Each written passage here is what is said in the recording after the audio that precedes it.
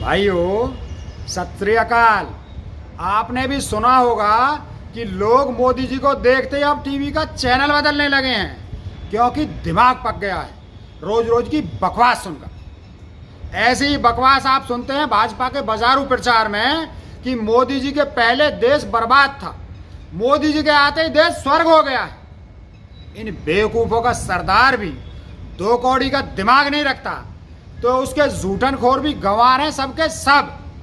आज मैं बताता हूं मोदी नामक दीमक लगने से पहले हमारा देश क्या था।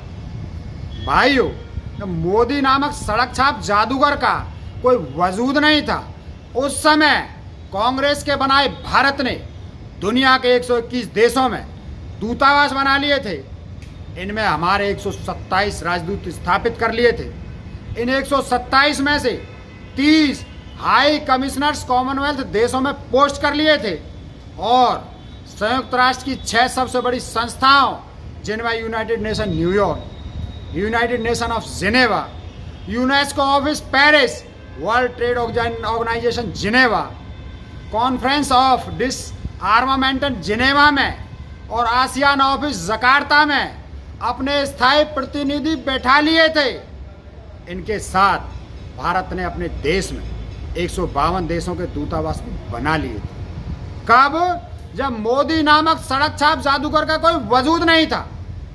भारत दुनिया के आसमान में चमकता सितारा था, जब तक मोदी नामक काला बादल हमारे आसमान में नहीं था।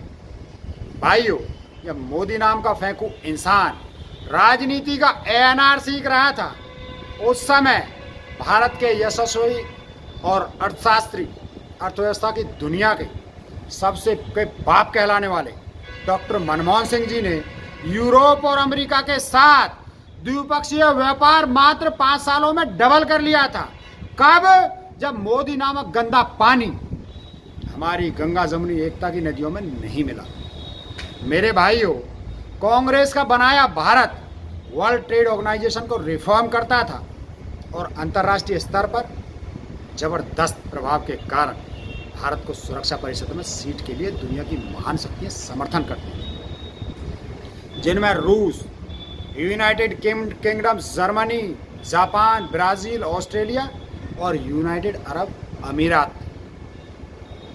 माननीय मनमोहन सिंह जी का वो जलवा था कि अमेरिकी राष्ट्रपति बराक ओबामा जी ने भारत की साफ छवि और सम्मानीय प्रजातांत्रिक देश होने के नाते न्यूक्लियर कोऑपरेशन एग्रीमेंट किया, जबकि हमने NPT पर हस्ताक्षर भी नहीं किए।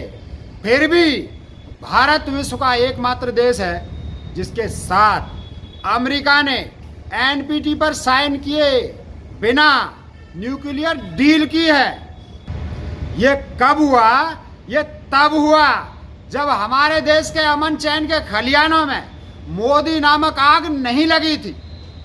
डॉक्टर मनमोहन सिंह जी की शरण में बैठने वाले दुनिया के दिग्गज नेता बराक ओबामा जब भारत आए तो उन्होंने खुलेआम घोषणा की कि अमेरिका भारत के लिए सुरक्षा परिषद में स्थायी सीट का समर्थन करता है, और इसी के बाद न्यूक्लियर सप्लायर्स ग्रुप में, वासेनार अरेंजमेंट ऑस्ट्रेलिया ग्रुप में और मिसाइल टेक्नोलॉजी कंट्रोल रेजिम में भारत को शामिल किया गया।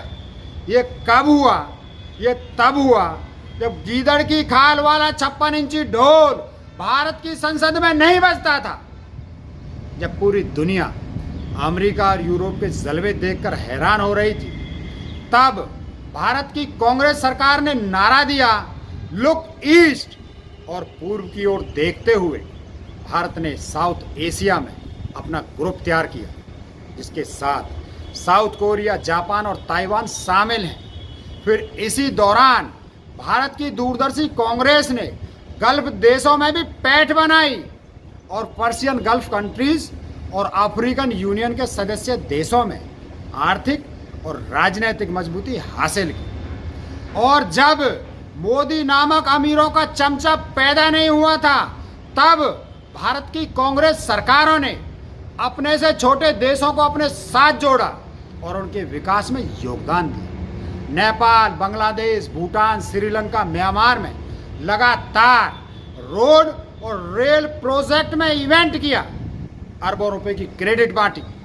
जैसे वर्मा में भारत ने 100 मिलियन अमेरिकी डॉलर की क्रेडिट दी, वहाँ हाईवे बनाने के लिए फिर 57 मिलियन डॉलर की मदद की वर्मा की रेलवे को अपडेट करने के लिए। इसके बाद 27 मिलियन डॉलर की मदद की रोड और रेल प्रोजेक्ट को शुरू करने के लिए। और ये कब हुआ?